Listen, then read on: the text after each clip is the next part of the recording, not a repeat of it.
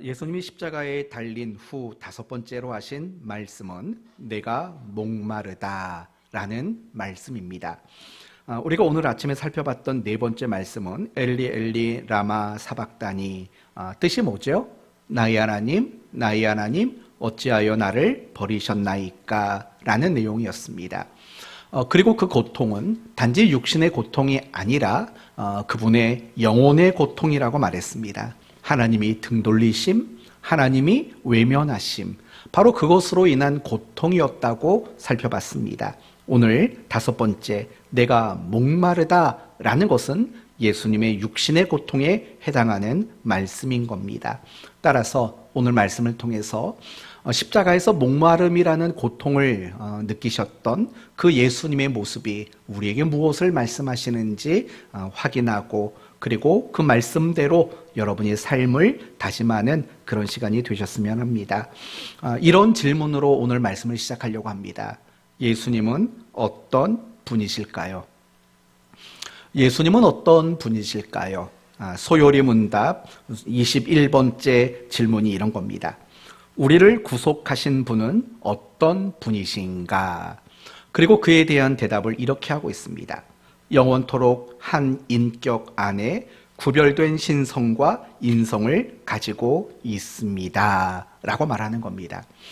다시 말한다면 예수님을 크게 이렇게 말하는 겁니다. 신성을 가지신 분, 어디에요? 한 인격 안에, 한 인격 안에 신성을 가지고 계시고 동일한 인격 안에 인성을 가지신 분이십니다 라고 이야기를 합니다. 이 말을 조금 더 쉽게 말하면 이겁니다. 예수님은 완전하신 하나님이십니다 라는 말씀인 겁니다. 그래서 이 점을 보면 성경에 참 많이 이런 부분들을 언급합니다. 예를 들면 요한복음 1장 1절 한번 해볼까요? 요한복음 1장 1절 시작. 태초는 맞았어요. 그래서 저는 혹시 여러분이 태초에 말씀이 계시니라 이렇게 나가야 되는데 태초에 하나님이 천지를 창조하시니라 이렇게 나올까 봐 걱정을 했는데 그냥 태초에서 머무르시니 얼마나 다행인지 모릅니다. 요한복음 1장 1절은 이렇게 되어 있습니다. 태초에 말씀이 계시니라. 이 말씀이 하나님과 함께 계셨으니, 그 다음이 중요해요. 이 말씀이 곧 하나님이시다. 말씀이 곧 하나님이시라고 말합니다. 그러면서 그 다음에 나오는 말이 뭐냐면 요한복음 1장 14절에는 말씀이 육신이 되어 우리 가운데 거하심에, 여러분 앞부분에서 1절에서는 그 말씀이 곧 하나님이라고 말했고, 그리고 그 말씀이 우리 가운데 육신으로 거하셨다고 말해요. 바로 무엇을 말하는 겁니까? 예수님의 성육신 사건을 두고 이야기하고 있는 거예요. 특별히 요한복음은요, 예수님의 신성을 대단히 강조해요. 그래서 1장 1절부터 예수님의 그 신성을 나타내는 거죠. 그리고 요한복음의 하이라이트는 요한복음 20장 28절입니다. 어떤 내용이냐면 예수님의 제자 중에서 가장 의심이 많았던 사람이 누굽니까? 디두모라 하는 도마입니다. 그런데 그 이 의심 많은 제자였던 도마가 요한복음의 하이라이트를 장식합니다. 이렇게 장식을 합니다. 나의 주님이시며 나의 하나님이시니이다. 가장 의심 많았던 제자의 입에서 예수님이 나의 주인이십니다, 예수님은 나의 하나님이십니다 라는 그런 신앙 고백으로 요한복음이 맞춰지게 됩니다. 그 밖에도 성경을 보면 예수님의 하나님 되심을 이야기하는 구절이 굉장히 많습니다. 예를 들면 로마서 9장 말씀을 보면 이렇게 되어 있습니다. 그리스도가 그들에게 나타나셨으니 그는 만물 위에 계셔서 세세의 찬양을 받으실 하나님이시니라 라고 말을 해요. 예수님이 하나님이시라고 직접적으로 언급하고 있는 거예요. 빌립보서 2장 6절에 그는 근본 하나님과 본체시나, 하나님과 본체라고 말해요. 골로새서 2장 9절에서는 그 안에 신성의 모든 충만이 육체로 거하시고 그 육체 안에 하나님의 신성이 가득 차 있다라고 골로새서 말씀은 그렇게 우리에게 말하고 있는 거예요. 맞아요. 예수님은 이 땅에 인간으로 오셨지만 그분은 신성을 가지고 이 땅에 오셨다라는 거예요. 그렇다면 이제 우리는 이런 질문을 해봐야 돼요. 아니, 예수님에게 왜 신성이 필요하실까? 예수님이 인간의 몸으로 오셨다면 그냥 인간의 인성만 가지면 될 것 아닌가? 왜 예수님이 신성을 필요로 하실까? 왜 예수님은 신성을 가지고 이 땅에 오셨을까라는 그런 질문을 해보셔야 합니다. 과연 신성을 가지고 오신 이유가 뭘까요? 어쩌면 우리는 이런 생각하실지도 몰라요.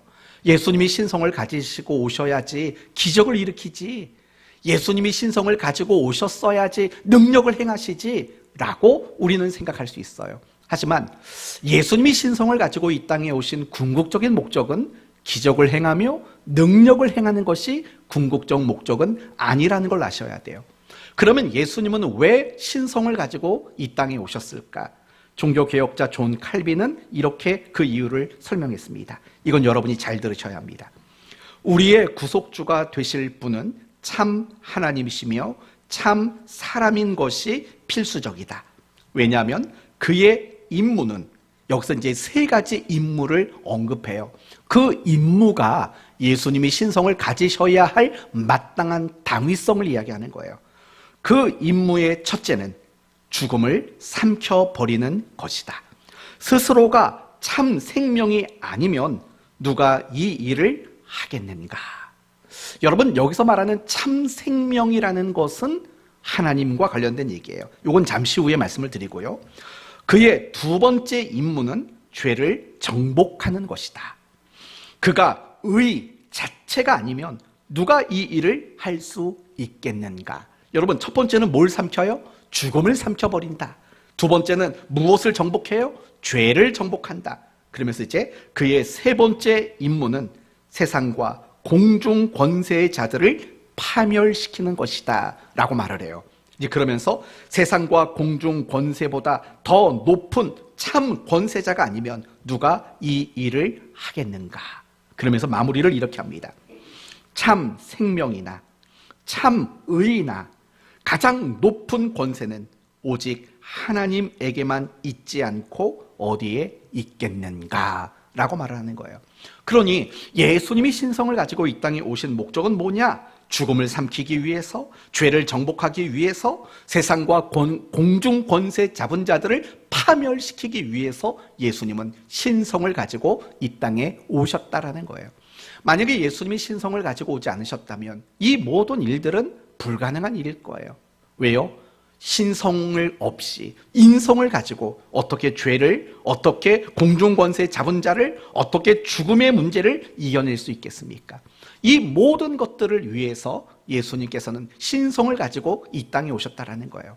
여기서 우리는 아주 중요한 한 가지를 아셔야 돼요. 그게 뭐냐면요, 예수님이 신성을 가지고 이 땅에 오셔서 그 신성으로 말미암는 어떤 능력도 자기 자신의 만족과 기쁨을 위해서 하지 않으셨어요.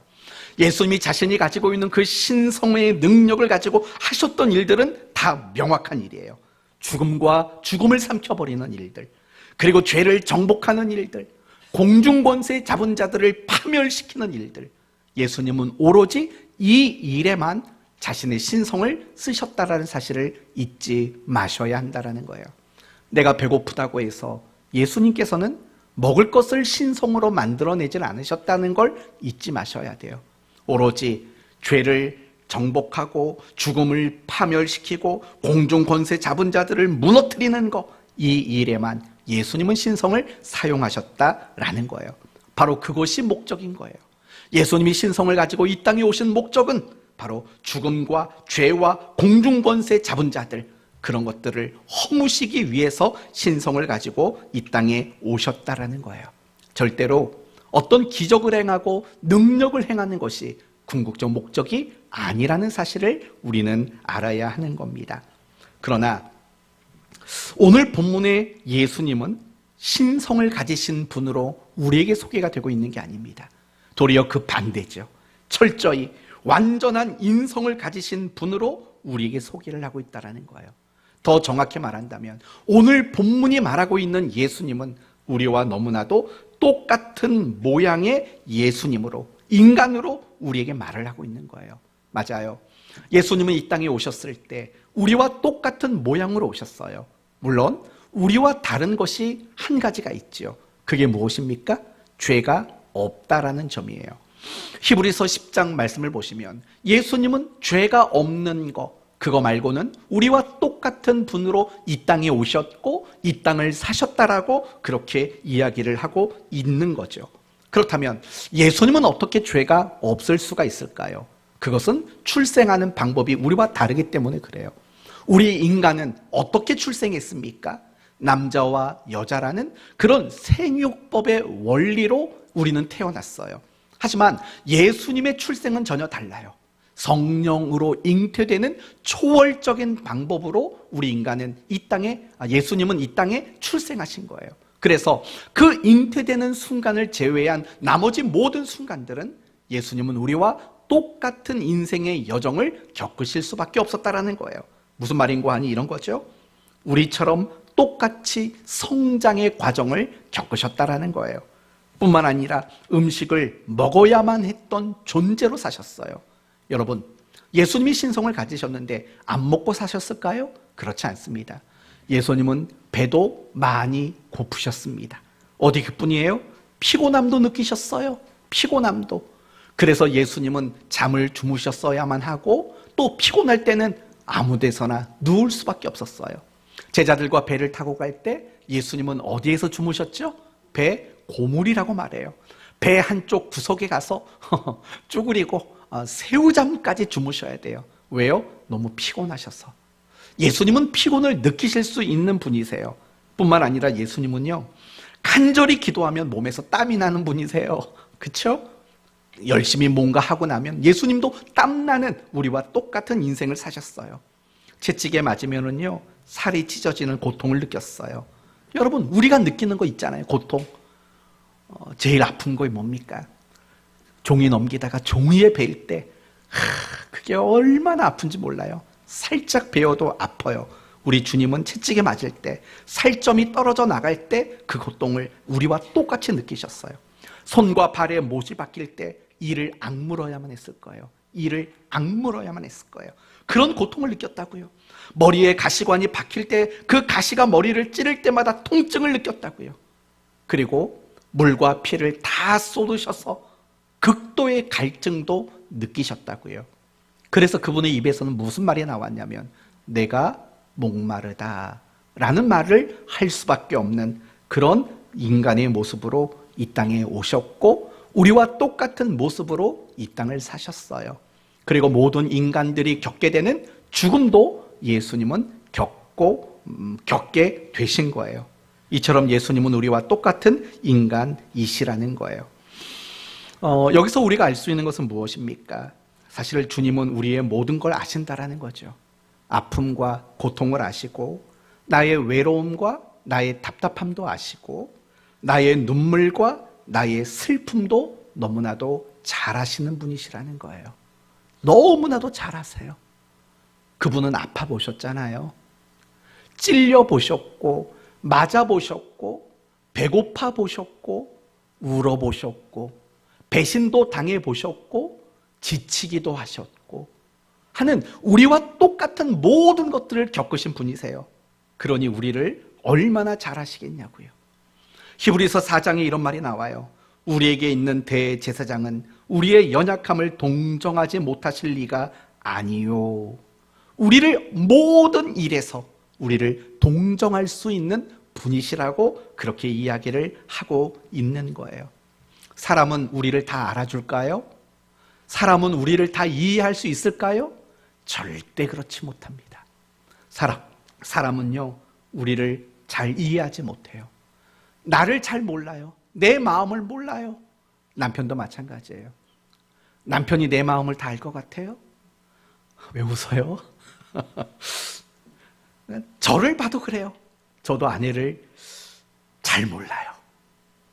그렇다면 반대는 아니겠어요? 아내가 남편을 다 이해할까요? 그것도 이해 못해요. 이해 못하니까 늘 잔소리가 나오는 거죠. 부모라고 해서 자식을 다 이해할까요?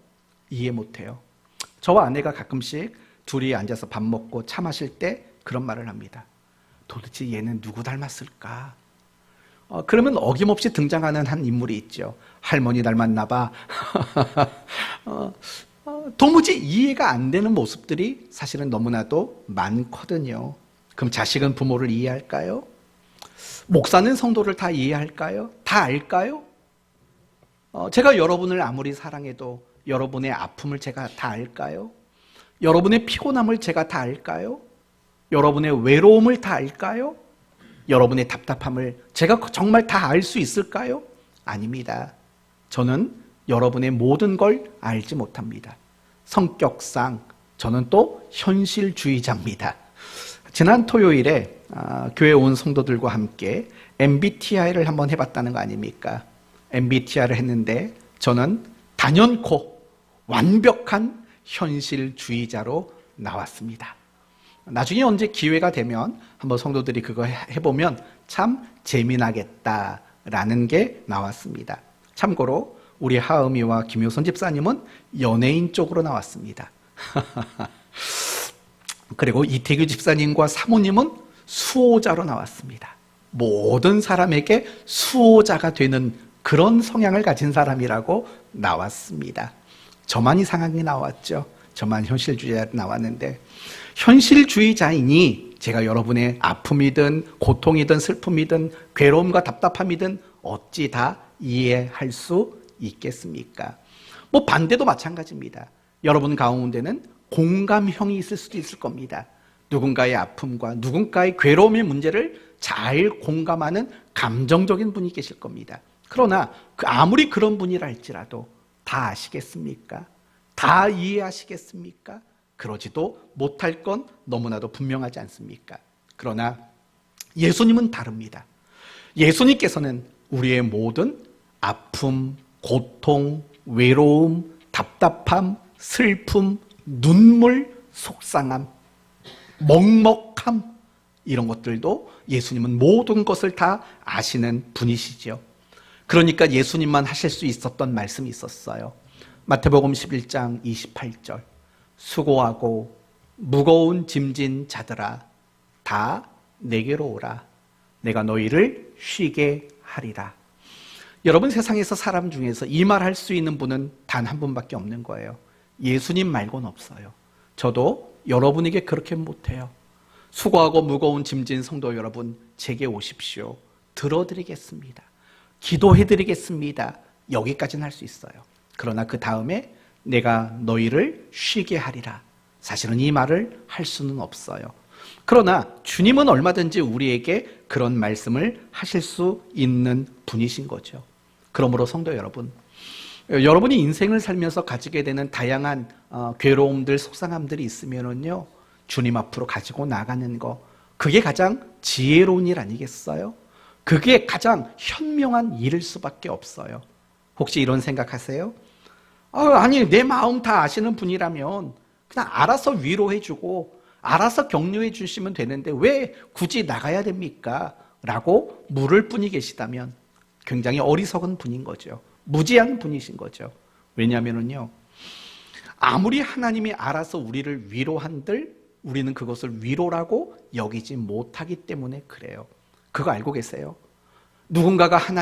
하나님이 누군가를 통해서 여러분을 위로의 말을 하고 위로의 어떤 표현들을 한다고요. 근데 여러분은 그런 말을 들을 때, 이게 하나님의 위로구나 라고 생각이 항상 드십니까? 그렇지 않습니다. 어떨 때는 누군가의 말이 하나님의 위로로 들려올 때가 있어요. 그러나 어떨 때는요, 정말 하나님의 위로의 말인데도 불구하고 그 말이 하나님의 위로로 들려지지 않을 때가 있다고요. 왜 그런 줄 아십니까? 내가 하나님 앞에 내 마음을 쏟아놓고 내 그 하나님 앞에 위로를 간구하고 요구하지 않았기 때문에 그래요. 여러분이 잘 아시는 에스겔서 말씀이 그거 아닙니까? 너희에게 필요한 거 뭔지 다 안다. 그러나 너희가 내게 구하여야지만 나는 그것을 이룰 것이다 라고 에스겔 선지자를 통해 말했잖아요. 왜요? 그래야지만 그걸 주신 분이 하나님이시라는 걸 비로소 깨닫게 되는 거예요. 비로소 깨닫게 돼요. 여러분 지금 숨을 쉬고 있지 않습니까? 하나님이 여러분을 숨쉬게 하고 있는 걸 알고 계세요? 여러분의 심장이 콩닥거리고 뛰고 있지 않습니까? 그 심장도 하나님이 뛰게 하고 있다는 거 여러분 알고 계세요? 그걸 별로 생각을 못 한다고요. 그러나 막상 여러분이 호흡 곤란이 오고 여러분의 심장에 마비가 되는 증상이 나타나기 시작하면 그때부터는 하나님께 매달릴걸요. 숨쉬게 해주세요. 심장이 정상으로 뛰게 해주세요라고 매달릴걸요. 그리고 여러분의 호흡이 돌아오고 여러분의 심장이 뛰게 되는 그 순간에 하나님이 호흡하게 하셨고 하나님이 내 심장을 뛰게 하셨다라고 여러분은 인정하실걸요. 바로 그런 것들이에요.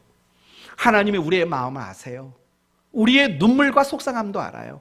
그렇지만 그걸 가지고 나오기를 원하신다고요. 여러분의 모든 그 마음들을 가지고 은밀히 여러분을 바라보고 여러분 곁에 계신 그분 앞에 다 쏟아내기를 하나님은 원하고 있다는 사실을 잊지 마셔야 돼요. 어리석고 미련한 사람이 되지 마세요. 알아서 위로해 주시면 되지? 아닙니다.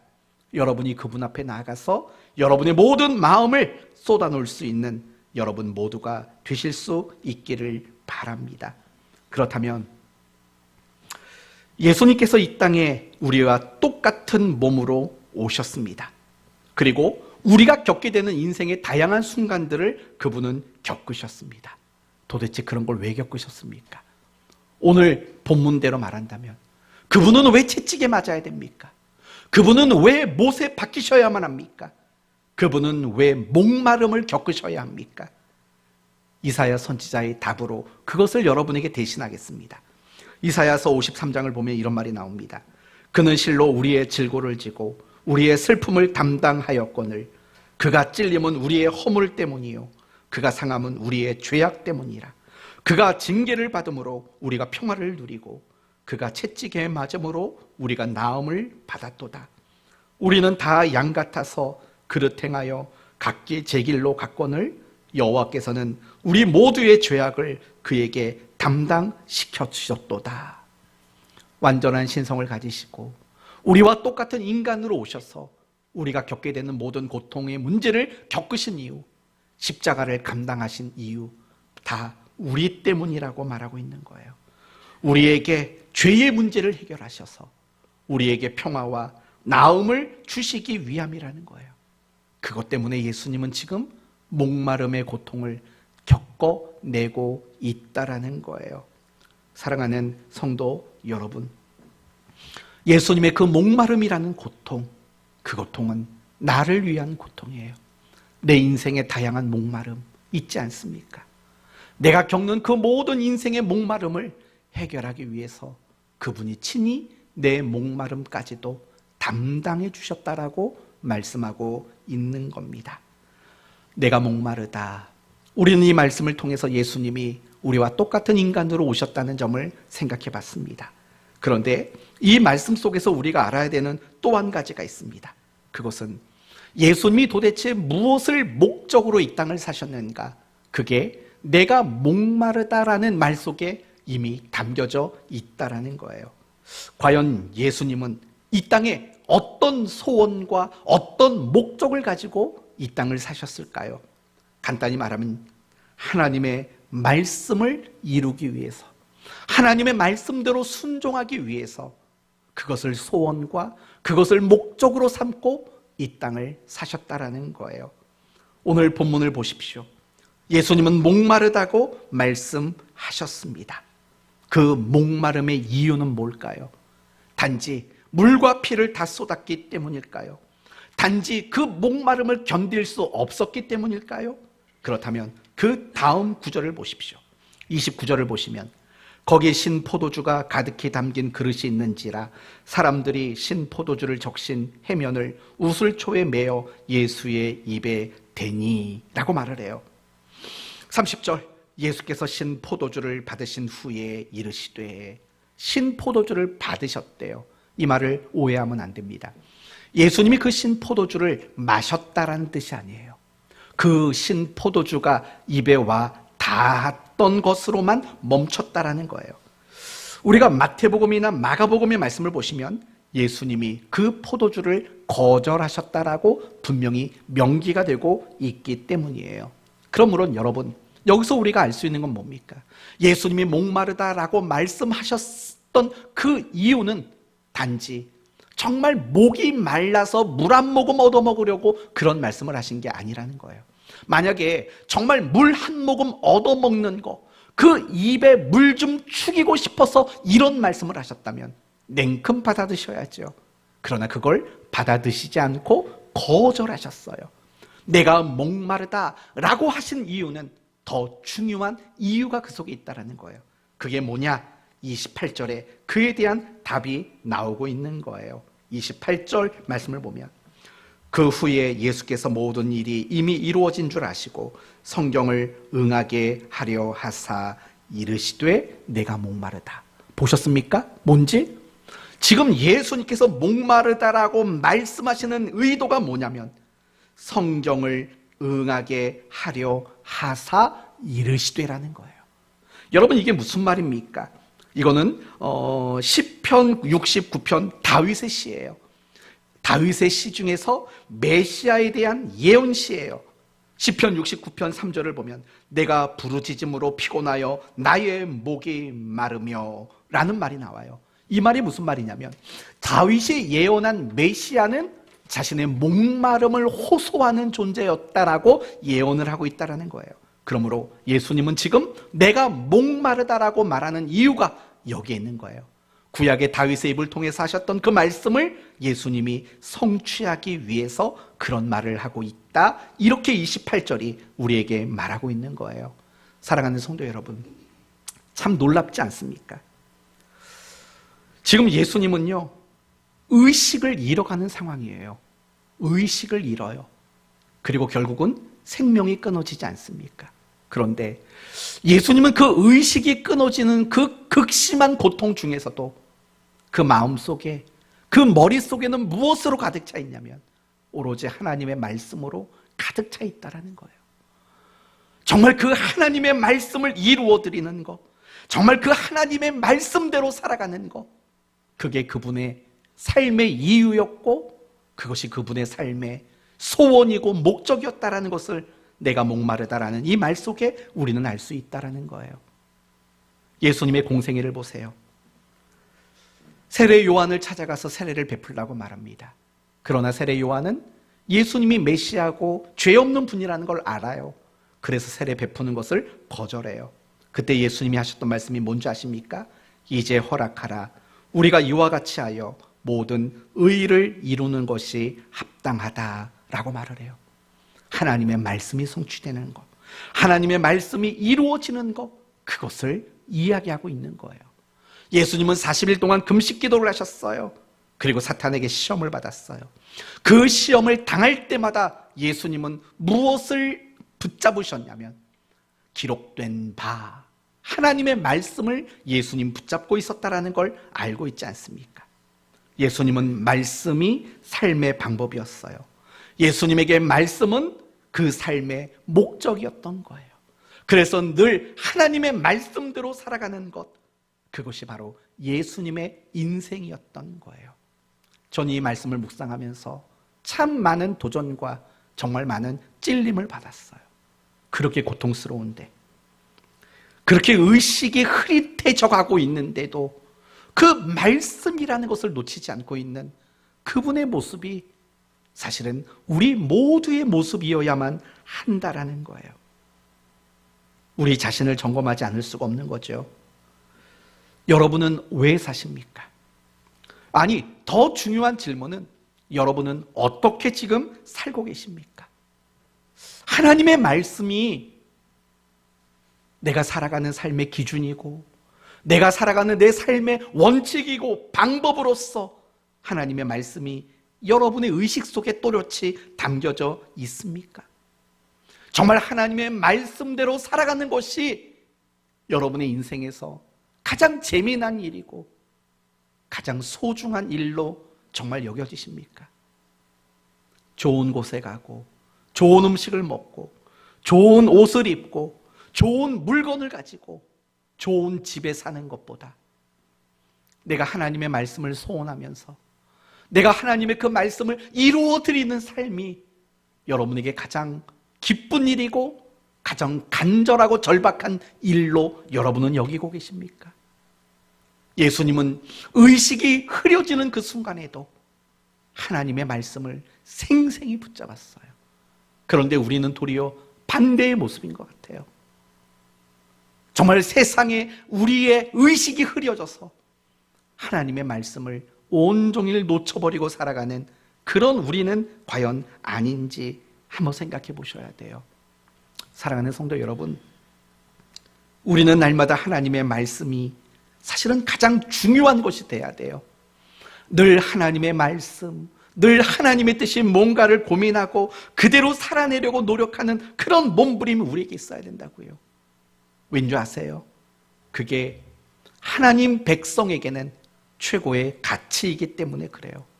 그리고 하나님의 말씀대로 순종하는 삶이야말로 내가 하나님의 사람이며 내가 그리스도인이라는 최고의 증명이 되기 때문에 그래요. 누가복음 7장을 보시면 세례 요한이 예수님께 대한 의심을 품었어요. 그리고 자기 제자들을 예수님께 보내죠. 당신이 메시아가 맞습니까? 아니면 우리는 다른 메시아를 기다려야 됩니까?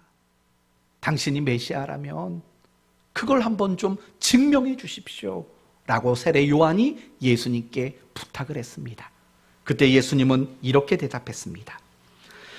예수께서 대답하여 이르시되 너희가 가서 보고 들은 것을 요한에게 알리되 맹인이 보며 못 걷는 사람이 걸으며 나병 환자가 깨끗함을 받으며 귀먹은 사람이 들으며 죽은 자가 살아나며 가난한 자에게 복음이 전파된다 하라 라고 말씀하셨어요. 이 말씀을 언뜻 보면 죽은 자가 살아나? 병든 자가 고침을 받아? 기적과 능력을 행하니까 예수님이 메시아라는 말이구나 라고 보여져요.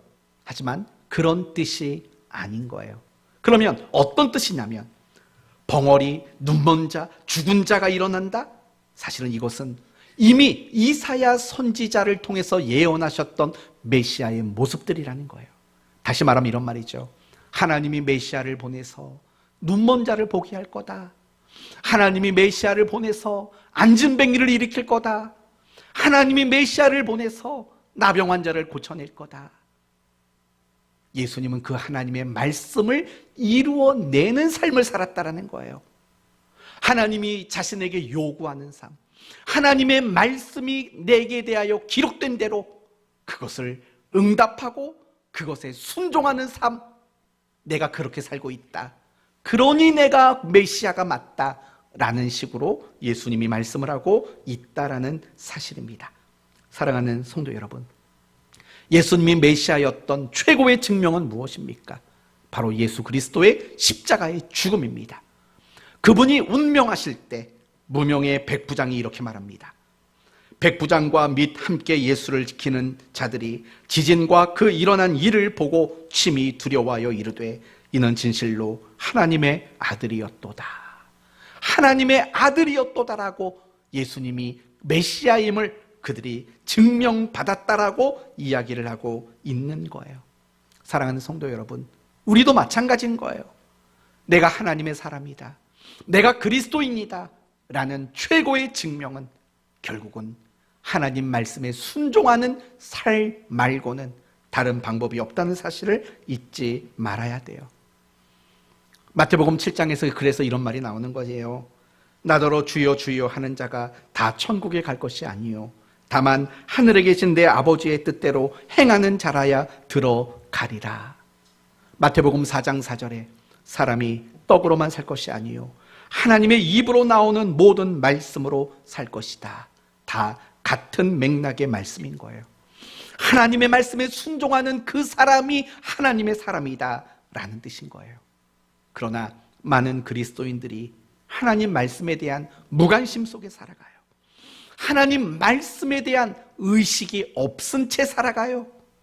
하나님의 말씀대로 살아가려고 힘쓰지 않고 살아간다고요. 여러분은 어떻습니까?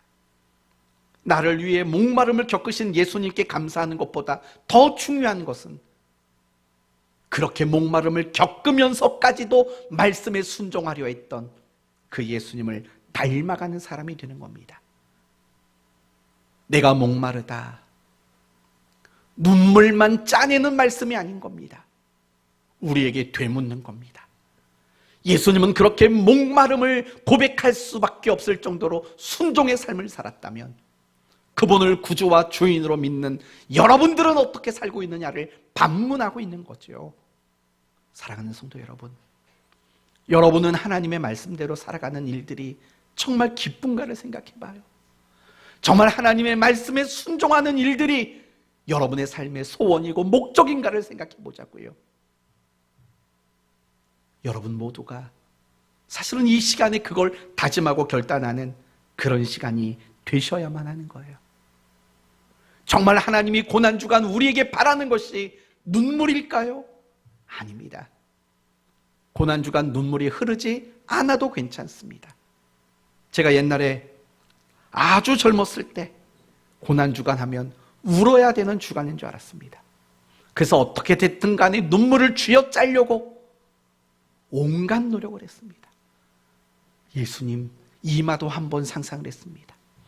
예수님 손바닥도 상상해보고 옆구리도 상상해보고 발등도 상상해보고 온몸도 상상해보고 그래서 눈물을 뚝뚝 흘린 적이 많습니다. 그런데 이제 와서 생각해보면 그래요.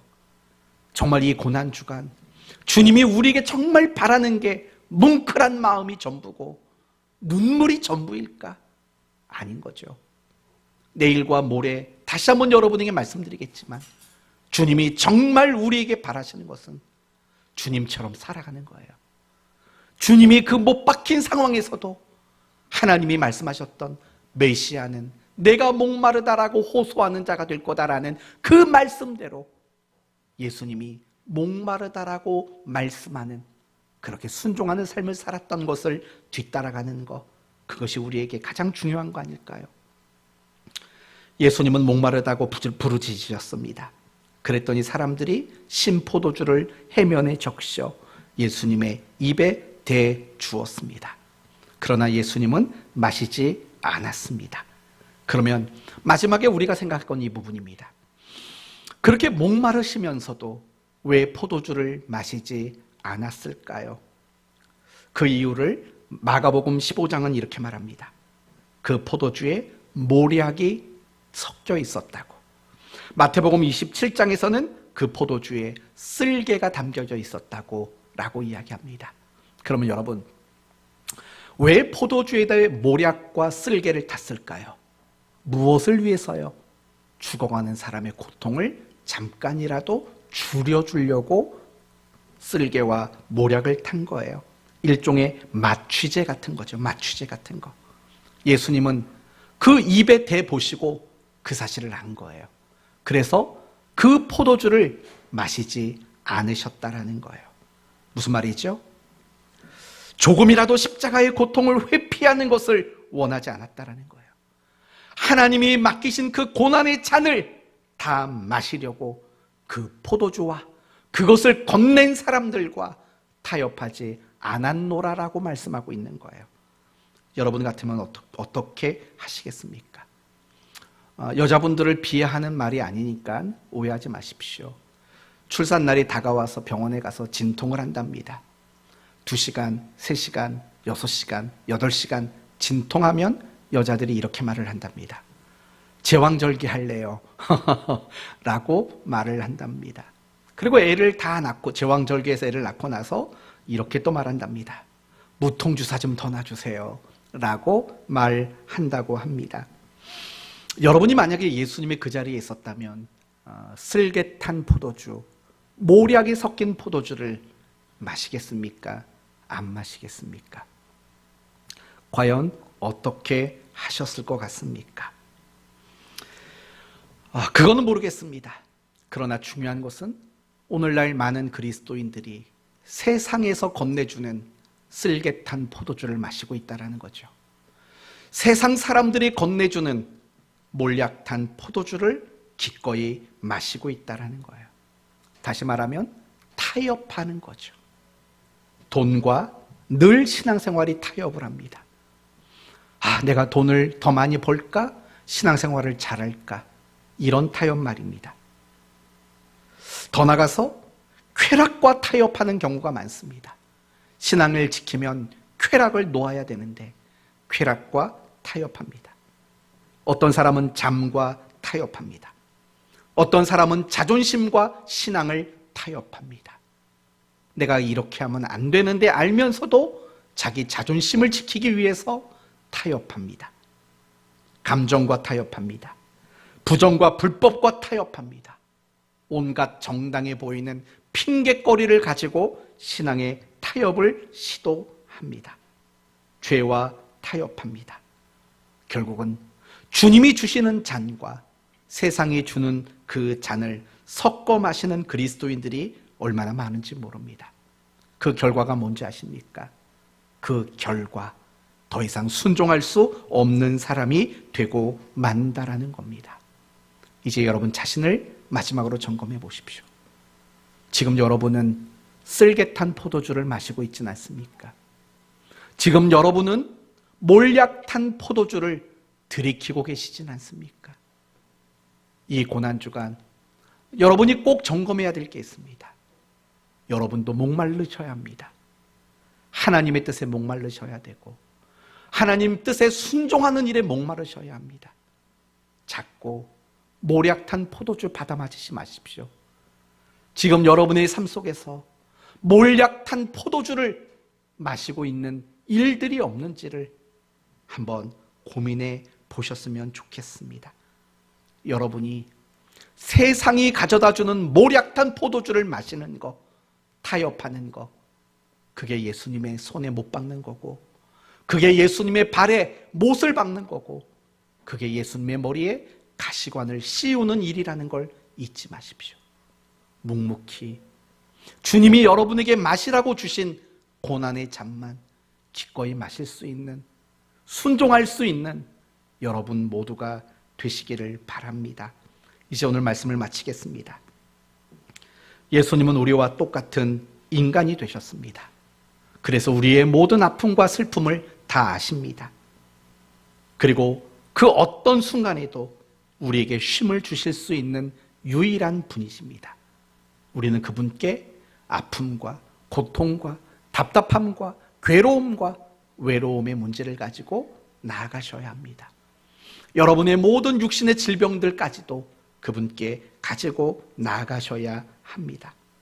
뿐만 아니라 주님은 죽는 그 순간까지 그의 의식이 흐려지고 그의 생명이 꺼져가는 순간까지도 말씀을 기억하고 그 말씀대로 순종하는 일을 놓치지 않은 것처럼 여러분도 세상의 그 어떤 것과도 타협하지 마시고 오로지 말씀대로만 순종할 수 있는 여러분이 되실 수 있기를 바랍니다.